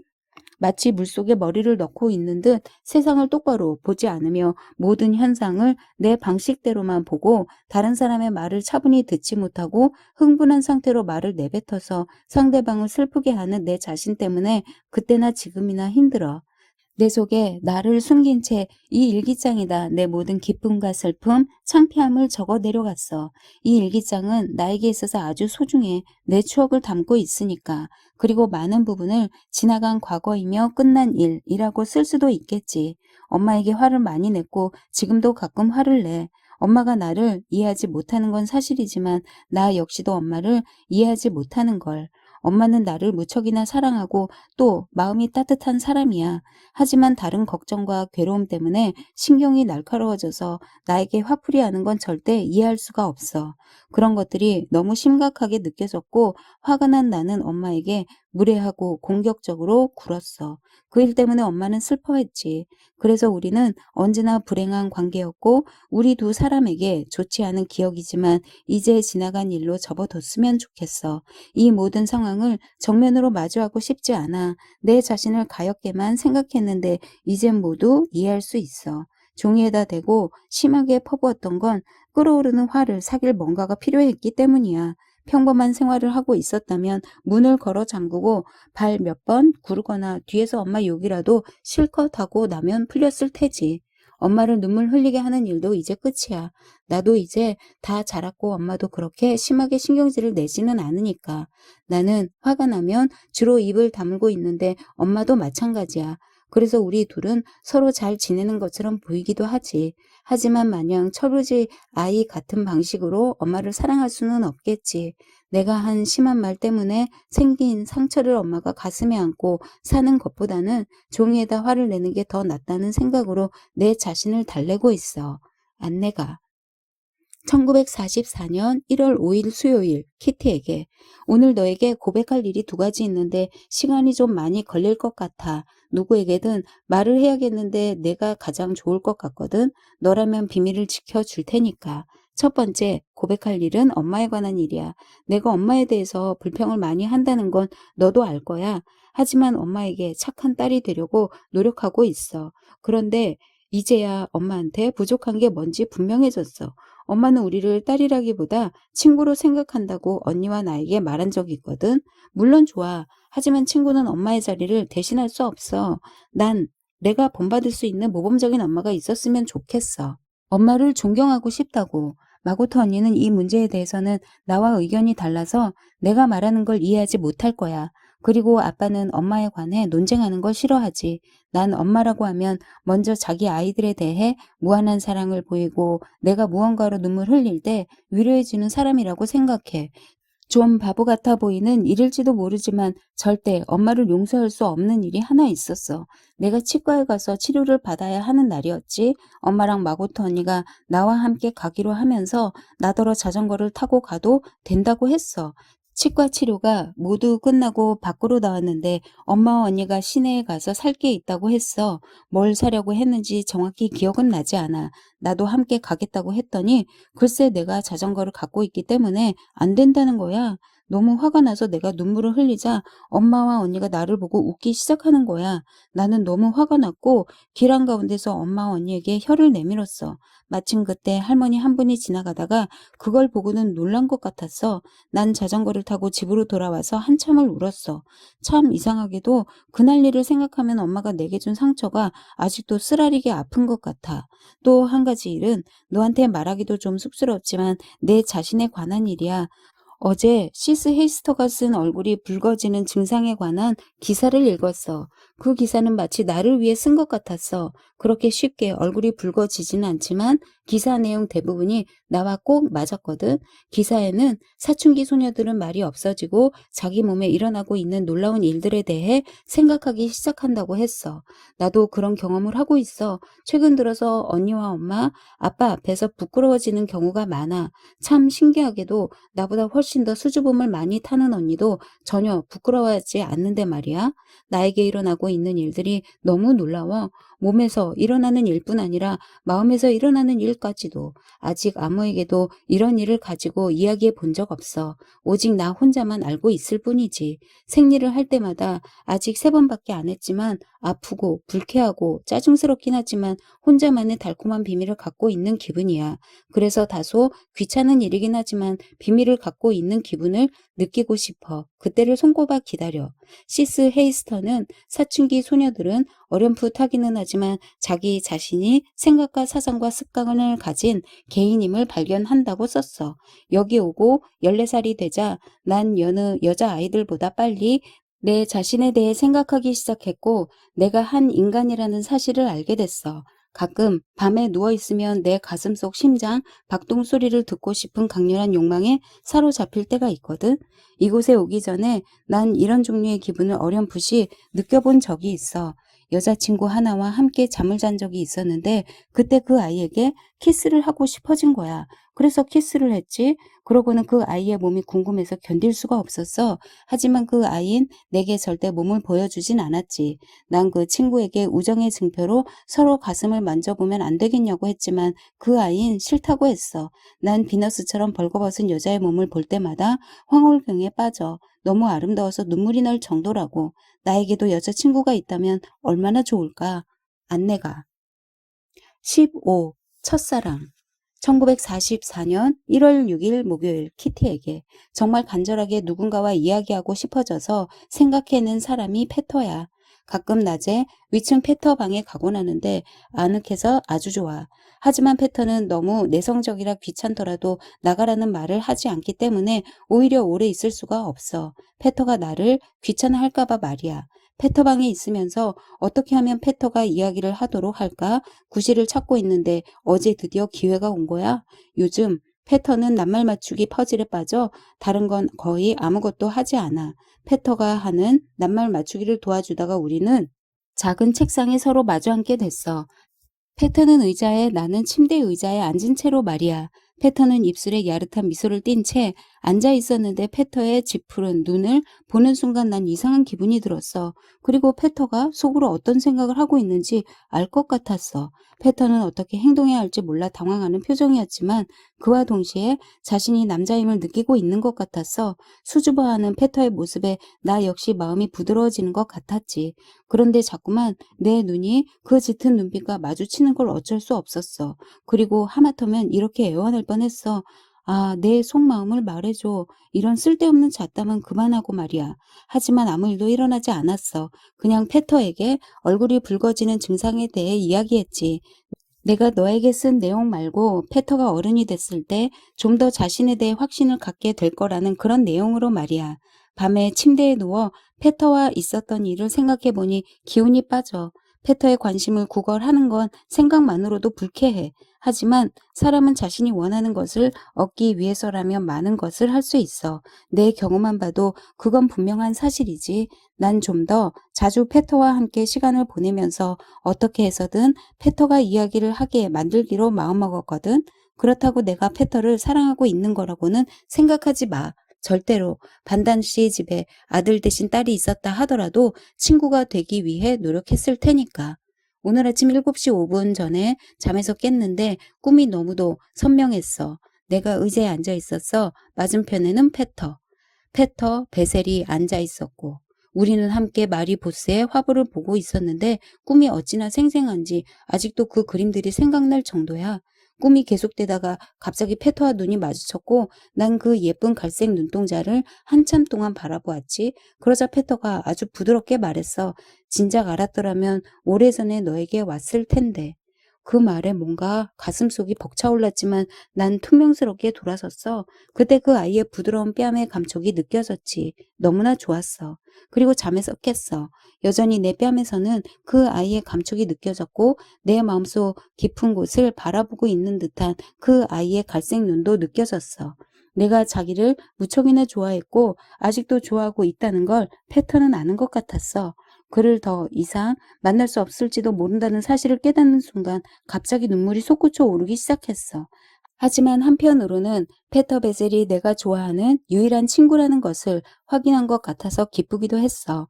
이곳에서 꾸는 꿈에서는 신기하게도 종종 모든 것들이 너무도 선명하게 보여. 어느 날 밤엔가 꿈속에서 만난 할머니의 모습이 어찌나 선명한지 할머니 얼굴에 부드러운 주름까지 보이더라고. 할머니는 수호 천사인 것 같았어. 그 다음에는 고통받는 내 친구들과 유대인의 상징인 리스가 나타났어. 리스를 위해 기도하는 건 모든 유대인과 도움이 필요한 모든 사람들을 위해 기도하는 거야. 그리고 이제는 내 사랑 페터가 나타난 거야. 내 마음속에 페터의 모습이 이토록 선명하게 나타난 적이 없었어. 사진이 필요 없을 정도로 선명한 페터의 모습을 보고 너무나 행복했어. 안내가. 1944년 1월 7일 금요일 키티에게 에고, 내가 좋아했던 남자 아이들에 대해 이야기해 주는 걸 깜빡 잊고 있었구나. 어릴 적 유치원에 다닐 때 난 카렐 삼손을 좋아했어. 아빠 없이 엄마와 함께 이모 집에 살고 있는 아이였지. 카렐의 사촌 중에는 호리호리하고 잘생긴 로비라는 아이가 있었는데 작고 익살스러운 카렐보다 좀 더 인기가 있었던 것 같아. 하지만 난 몇 년 동안이나 카렐을 좋아했지. 우리는 꽤 오랜 시간 함께 놀았지만 그냥 그걸로 끝났어. 그러고 나서 베셀이 내 앞에 나타났고 어린 내 마음은 금방 페터를 좋아하게 됐어. 페터도 나를 좋아해서 우리는 한여름 내내 함께 지냈어. 아직도 함께 손을 잡고 걷던 길이 생각나. 그때 페터는 하얀색 면 재킷을 입고 난 짧은 여름 원피스를 입고 있었어. 여름방학이 끝나자 페터는 중학생이 되었고 난 6학년이 되었어. 페터는 학교가 끝나면 나를 만나러 왔고 내가 페터를 만나러 가기도 했어. 페터는 아주 잘생긴 데다가 키도 크고 호리호리했어. 진지하고 차분하고 지적인 모습이었지. 머리카락은 어두운 색이고 눈은 멋진 갈색이었어. 붉은 볼에 코는 오똑했고 무엇보다도 난 페터가 웃을 때 너무 좋았어. 웃을 때 페터는 아주 장난꾸러기 같았거든. 그러던 어느 날 시골로 여행을 갔다가 돌아와 보니 그 사이에 페터는 이사를 가고 페터 집에는 훨씬 나이가 많은 소년이 살고 있었어. 그 아이는 내가 어린 말갈량이라고 페터에게 이간질을 했고 그 이후로 페터는 나를 거들떠보지도 않게 돼버렸어. 페터를 너무나도 좋아하고 있던 난 그 사실을 받아들일 수가 없었어. 페터 뒤를 따라다니던 난 페터를 붙잡으려고 애를 썼지만 결국 남자의 미치네라는 소리까지 듣게 됐지. 몇 년이 흘렀어. 페터는 자기 또래 여자아이들과 어울려 다니며 나를 보고 인사조차 하지 않았지만 난 페터를 잊을 수 없었어. 난 유대인 중학교에 진학했어. 우리 반의 몇몇 남자아이들이 나에게 관심을 보였지. 재미있고 꽤 자랑스럽기까지 했지만 그다지 마음이 움직이지는 않았어. 해리가 나를 좋아하게 됐지만 난 다시는 누군가를 좋아할 수 없었지. 시간이 상처를 낫게 해준다는 말이 있지. 그건 맞는 말이었어. 이제 난 페터를 잊었고 더 이상 그를 좋아하지 않는 것 같아. 하지만 페터와의 추억은 내 마음속에 살아있고 페터와 함께 있는 여자아이들에게 가끔 질투를 느낀 건 인정해. 그리고 어쩌면 그 질투 때문에 페터를 더 이상 좋아하지 않게 됐는지도 모르고. 그런데 오늘 아침 내가 이만큼 자랐고 그만큼 내 마음도 성숙해졌지만 변한 건 아무것도 없다는 걸 알게 됐어. 페터가 왜 나를 어리다고 생각했는지 이제 잘 알 것 같아. 페터가 나를 완전히 잊었다는 사실에 아직도 가슴이 아파. 그리고 페터 얼굴이 아직도 눈에 선해. 다른 그 어떤 사람도 페터만큼 내 마음속에 오래 남아 있을 수 없을 거야. 그 꿈 때문에 얼마나 흥분했던지 아빠가 아침 인사로 뽀뽀해 줄 때 아, 페터가 뽀뽀해 주는 거라면 얼마나 좋을까 하고 소리 지를 뻔했어. 계속 페터 생각이 나서 하루 종일 혼자 중얼거렸다니까. 아, 페터. 아, 사랑하는 페터. 지금 나는 누구에게서 도움을 받을 수 있을까? 이곳에서 나가면 페터를 만날 수 있게 해달라고 신께 기도할 거야. 그리고 페터가 내 마음을 알고 아, 안내 미리 알았더라면 오래전에 너에게 왔을 텐데 라고 말하게 해달라고도 기도할 거야. 거울에 비친 내 얼굴을 보니 평소와는 많이 달라 보여. 두 눈은 맑고 깊고 입술은 훨씬 부드러워져서 그런지 아주 행복해 보여. 하지만 어딘지 모르게 슬퍼 보이고 입술에 미소가 나타났다가 금방 사라져. 난 행복하지 않아. 왜냐하면 패턴은 내 생각을 안 하고 있을 테니까. 그래도 나를 바라보던 그의 멋진 두 눈과 내 뺨에 닿던 부드러운 뺨의 감촉을 잊을 수가 없어. 아, 페터. 어떻게 하면 널 잊을 수 있을까? 너 대신 다른 사람을 사랑하는 건 비극이겠지? 널 사랑해. 너무나도 큰 사랑이라 내 마음속에 담아둘 수가 없어. 그 사랑이 밖으로 튀어나오며 갑작스레 자기 모습을 드러낼 것 같아. 일주일 전, 아니 어제만 해도 누군가가 결혼하기에 가장 좋은 친구는 누구라고 생각하니? 라고 물었다면 난 모른다고 대답했을 거야. 하지만 이제는 이렇게 외칠 거야. 페터. 왜냐하면 내 마음과 영혼을 바쳐 그를 사랑하니까 내 모든 것을 줄 거야. 하지만 하나는 분명해. 페터가 내 얼굴은 만질 수 있지만 그 이상은 안 돼. 언젠가 성에 대해서 이야기할 때 아빠는 아직 내가 그리움은 이해할 수 없을 거라고 말했어. 하지만 난 그리움이라는 감정을 완벽하게 알고 있어. 그리고 그 누구보다도 페터를 사랑해. 안내가. 1944년 1월 12일 수요일 키티에게 엘리가 2주 전에 돌아왔어. 미에프와 행크는 둘 다 배가 아파. 이틀 동안 회사에 나오지 못했고 난 지금 발레에 미쳐서 매일 저녁 부지런히 스텝 연습을 하고 있어. 엄마의 레이스 달린 푸른 패티코트로 아주 세련된 원피스를 만들어 연습할 때 입어. 목둘레에 리본을 꿰어 가운데 나비 모양으로 묶고 분홍색 끈으로 리본을 완성했지. 그런데 운동할 때 신는 운동화를 진짜 발레 슈즈로 만들어 보려고 했지만 실패했어. 발레 연습을 하니 뻣뻣하던 팔다리가 다시 예전처럼 유연해졌어. 가장 힘든 건 바닥에 앉아 양손에 팔꿈치를 하나씩 돌고 두 다리를 공중으로 들어 올리는 동작이야. 그걸 할 때는 밑에 쿠션을 깔고 앉아야 해. 그렇지 않으면 내 작은 엉덩이가 고생을 하니까. 다들 구름 없는 아침이란 책을 읽고 있어. 엄마는 그 책이 아이들의 문제점들을 많이 이야기하고 있어서 정말 좋은 책이라고 했지만 내 생각은 달라. 그리고 속으로 이렇게 빈정대지. 엄마 자식한테나 신경 좀 써주시죠. 엄마는 우리 집처럼 부모 자식 관계가 좋은 집도 없고 자신처럼 아이들에게 지대한 관심을 가지는 엄마도 없다고 생각해. 하지만 그건 언니한테나 해당하는 일이지. 그래서 언니는 나와 생각이 많이 다른 것 같아. 하지만 난 그런 문제를 엄마에게 말할 꿈도 못 꿔. 엄마 딸들이 엄마가 생각하는 것과는 전혀 다르게 생각하고 있다는 것 말이야. 엄마는 깜짝 놀라기만 할 뿐 뭘 어떻게 바꿔야 할지도 모를 테니까. 그런 엄마를 굳이 슬프게 하고 싶지 않고 특히 아무리 그래봐야 나에게 있어서 바뀌는 건 아무것도 없을 테니까. 그리고 엄마는 나보다 마고토 언니가 엄마를 더 사랑한다고 생각하는 게 분명해. 마고토 언니는 아주 친절해졌어. 옛날하고 많이 달라져서 요즘은 심술 굽지도 않고 진짜 친구 같아. 나를 아무것도 모르는 어린애 취급도 하지 않고. 이상한 일이지만 난 가끔 다른 사람의 눈을 통해 내 자신을 볼 수가 있어. 그때는 어떤 안내라는 아이의 문제를 그저 편안한 눈으로 보면서 전혀 낯선 사람인 듯 인생의 페이지를 넘기게 되지. 우리가 이곳에 오기 전 지금처럼 내가 많은 것에 대해서 생각하지 않았을 때 난 엄마, 아빠, 언니가 가깝게 느껴지지 않고 언제나 제3자 같은 기분이 들었어. 그래서 가끔은 내가 고아인 건 아닐까 상상도 했지. 하지만 충분히 행복한데도 스스로를 동정하는 연극을 하고 있는 내가 잘못이라는 것을 깨닫게 되었어.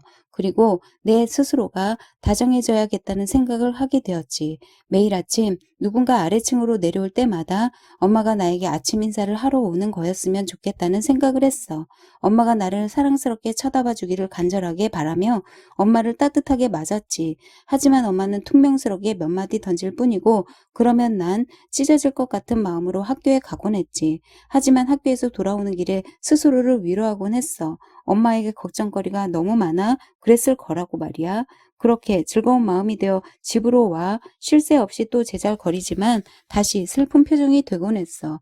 가끔 토라진 채로 있어 볼까도 했지만 학교에서 집으로 돌아오면 할 이야기들이 너무 많아 내 결심은 바람과 함께 사라지고 엄마에게 수다를 떨었고 엄마는 무슨 일을 하고 있든 내 이야기에 귀를 기울이게 되는 거야. 그러다가 다시 엄마의 사랑을 느낄 수 없는 순간이면 눈물로 베개를 적시며 밤을 지새우는 거지. 바로 그 즈음 세상이 힘들어진 거야. 그 다음 이야기는 너도 잘 알고 있을 테고. 그런데 하느님이 나에게 구세주를 보내주셨어. 바로 페터 말이야. 나는 목걸이를 꼭 쥐고 그 위에 입맞춤을 하고 혼자 생각해. 다른 사람들은 무슨 상관이야? 페터는 내 거고 그 사실은 아무도 모르니까. 이런 생각을 하고 있으면 내가 사람들에게 쌀쌀 맞은 대접을 받더라도 이겨낼 수 있거든. 한갓 어린 여자아이의 영혼에 이렇게 많은 일들이 일어나고 있다는 걸 누가 상상이나 할 수 있을까? 안내가 1944년 1월 15일 토요일 키티에게 여기서 서로 싸우고 말다툼하는 것을 시시콜콜 말해봐야 무슨 소용이 있겠어.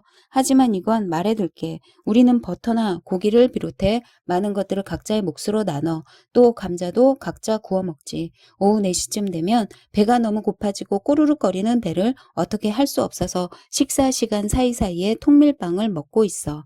엄마 생일이 다가왔어. 엄마는 크랄러 씨에게 여분의 설탕을 받았는데 그걸 가지고 반단 부부가 엄마를 시샘하는 거야. 왜냐하면 반단 아줌마는 생일에 그런 선물을 받지 못했거든. 하지만 험담을 하고 눈물을 흘리고 화를 내서 서로 기분을 상하게 해봐야 무슨 소용이 있을까. 이제 그런 일이라면 넌더리가 난다는 걸. 키티, 너도 이제 확실히 알 거야. 지금으로서는 이루어질 수 없겠지만 엄마가 소원을 말했어. 딱 2주 동안만 반단 씨 부부를 보고 싶지 않다고 말이야. 누구와 함께 살게 되든 결국엔 이렇게 다툼을 하게 되는 걸까?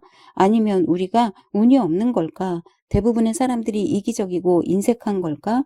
인간에 대해 많이 배우게 돼서 좋긴 한데 너무 많이 알게 된 것 같아. 우리가 싸우든 말든 자유와 맑은 공기를 갈망하든 어떻든 전쟁은 계속되고 있어.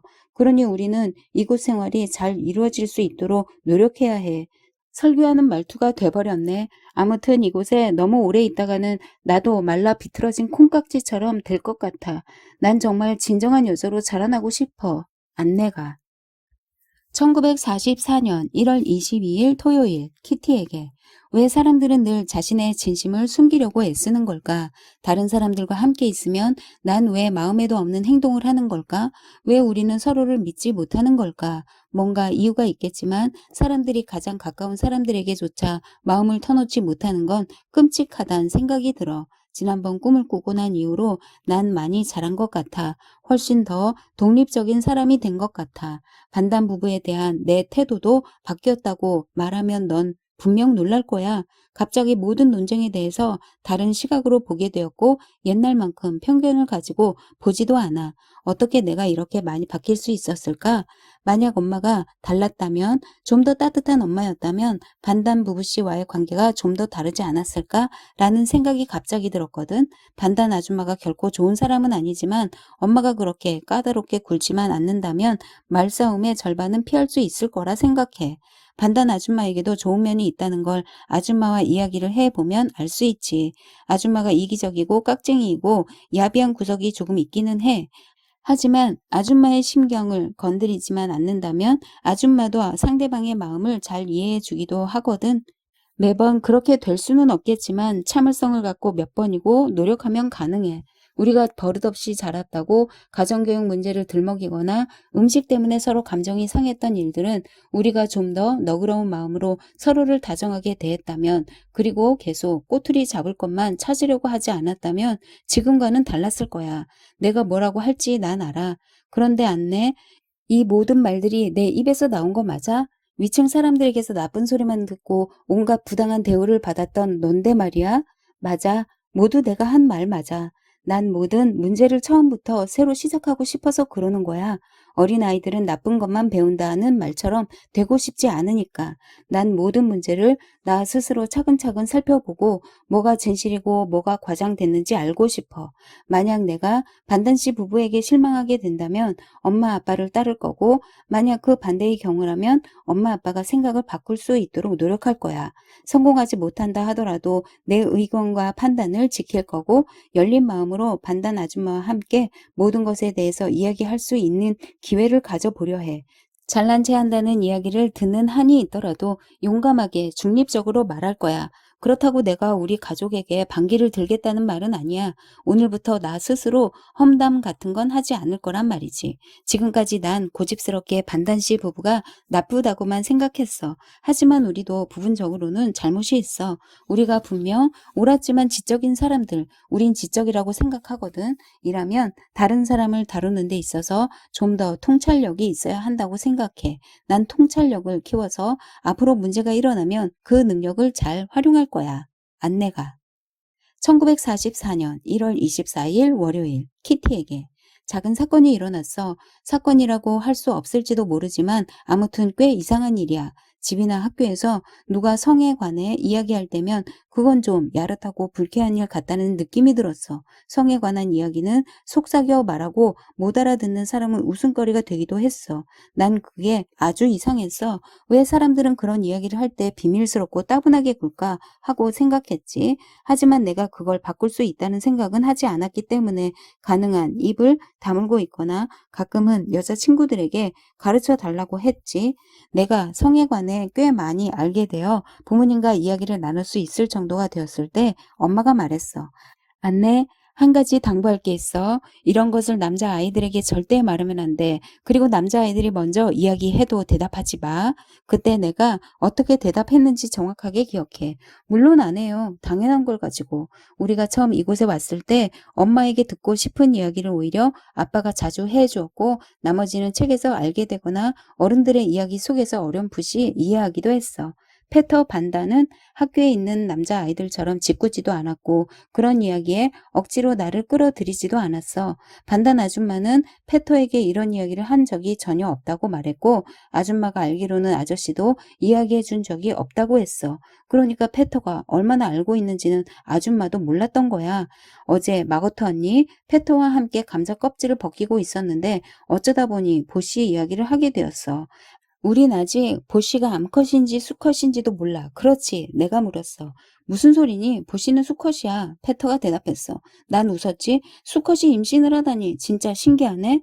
페터와 마고토 언니도 얼마 전 있었던 일 때문에 웃었어. 사실 2달 전에 보씨가 눈에 띄게 배가 불러오자 페터는 보씨가 곧 새끼를 낳게 될 거라고 했어. 그런데 보씨는 여기저기서 음식을 많이 훔쳐 먹고 배가 잔뜩 불렀던 거야. 새끼가 나오기는커녕 더 이상 자라지도 않는 것 같았거든. 페터가 변명을 했어. 아니야, 나랑 가서 보자고.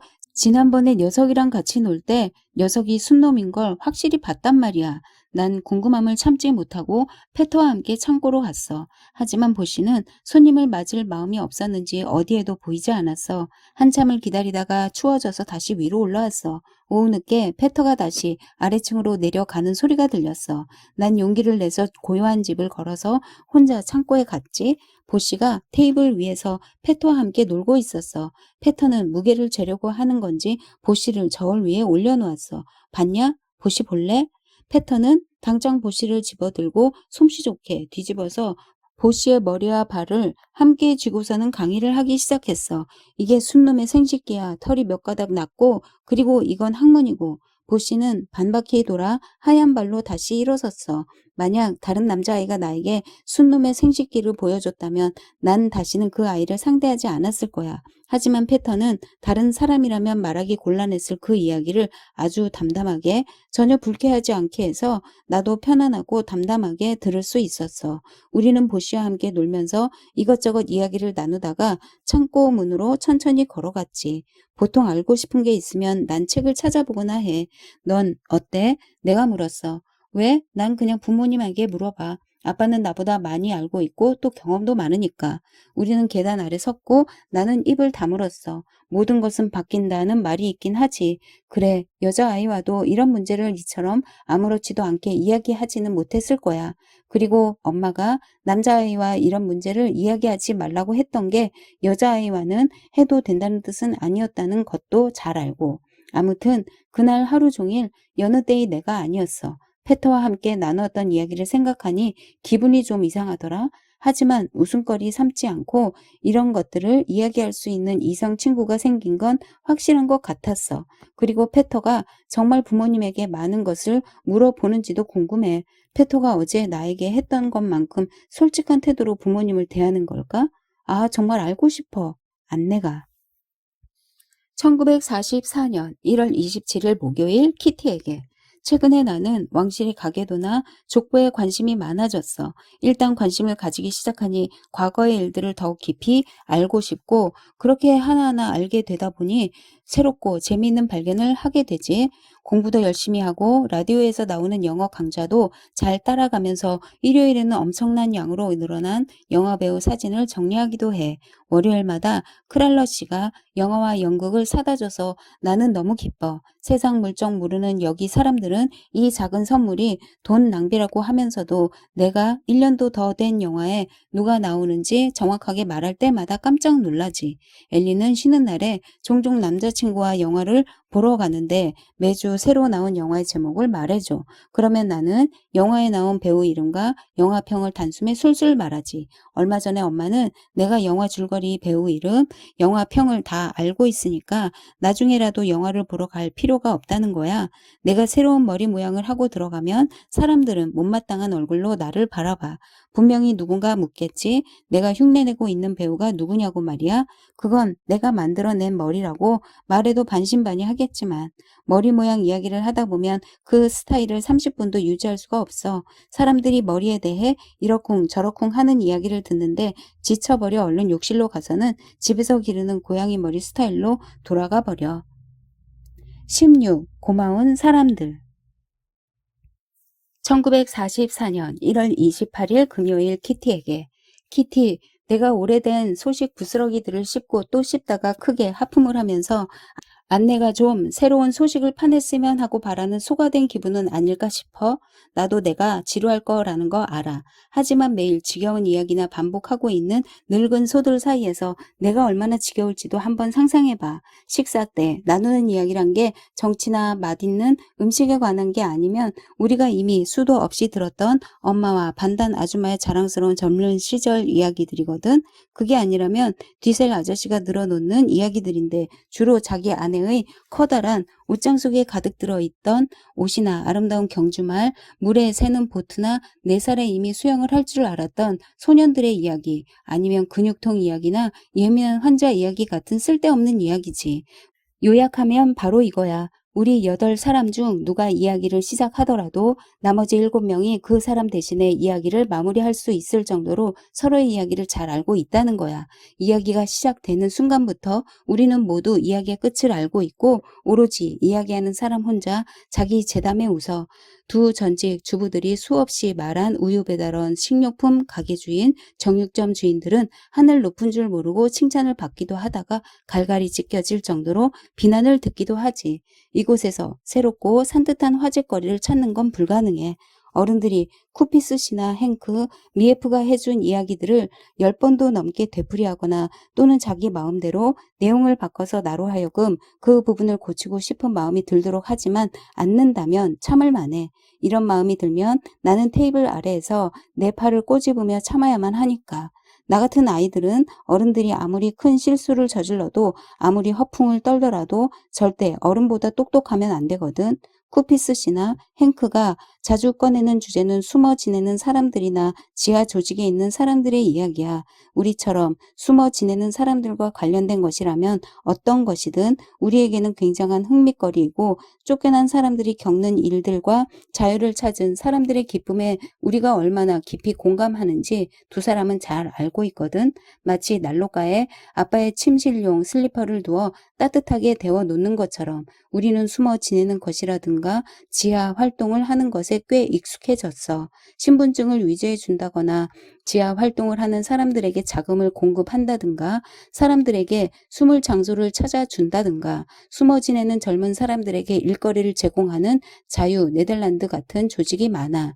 자기 목숨을 걸고 다른 사람의 목숨을 구하는 이런 사람들은 얼마나 숭고하고 헌신적인지. 우리를 도와주는 분들만 해도 그래. 그들은 지금까지 우리를 이끌고 와 주었고 우리는 그들이 우리를 안전한 곳으로 데려다 주리라 믿어. 그렇지 않으면 그들도 추적을 당하고 있는 많은 사람들과 운명을 함께하게 될 거야.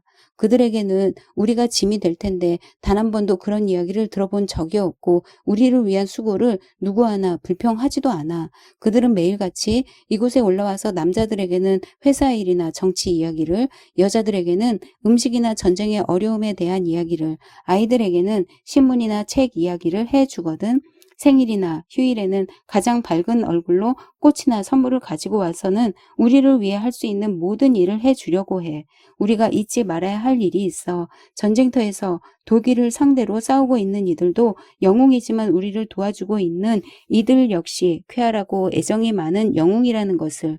놀라운 이야기들이 떠들고 있는데 중요한 건 그 이야기들이 사실이라는 거야. 예를 들면 이번 주에 쿠퍼스 씨에게 들은 이야기인데 헬데를란트에서 축구 경기가 있었는데 한쪽 팀은 모두 지하 조직의 조직원이고 다른 쪽 팀은 모두 경찰관들이었대. 또 힐베르쉼에서 새로운 배급 카드가 배포되었는데 숨어서 지내는 많은 사람들도 배급을 받을 수 있어. 시에서는 정해놓은 시간에 오면 따로 설치된 작은 테이블에서 배포를 해주겠다고 공지를 했대. 하지만 이런 대담한 계획들이 독일군 귀에 들어가지 않도록 조심해야겠지. 안내가 1944년 2월 3일 목요일 키티에게 사람들은 이 나라에 연합군이 상륙하기를 매일같이 열망하고 있어. 내가 이곳에 있으면 한편으로는 모든 것이 잘 준비되고 있는 것 같은 느낌이 들면서도 다른 한편으로는 부질없는 일에 소동을 일으킨다고 우리를 비웃을 거야. 신문에는 온통 연합군 상륙에 관한 기사와 네덜란드의 영국군이 상륙하면 독일군은 자기 나라를 지키려고 온갖 수단을 다 사용할 것이고 필요하다면 홍수 작전도 펼 것이다 라는 기사 기사로 가득해 사람들을 흥분시키고 있어. 그리고 물에 잠기게 될 지역이 표시된 지도까지 실려 있어.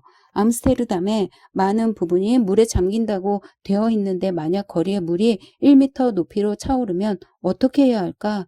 거기에 대한 사람들의 의견은 제각각이야. 걷거나 자전거 타는 건 불가능하기 때문에 고여있는 물을 헤치고 나아가야지. 그건 안 돼. 헤엄을 쳐야지. 수영복을 입고 수모를 쓰고 물 아래에서 열심히 수영을 하는 거야. 그러면 아무도 우리가 유대인인지 눈치채지 못할걸? 아, 말도 안 돼. 쥐들이 다리를 무는데도 수영을 하는 여자들이 있는지 보고 싶네.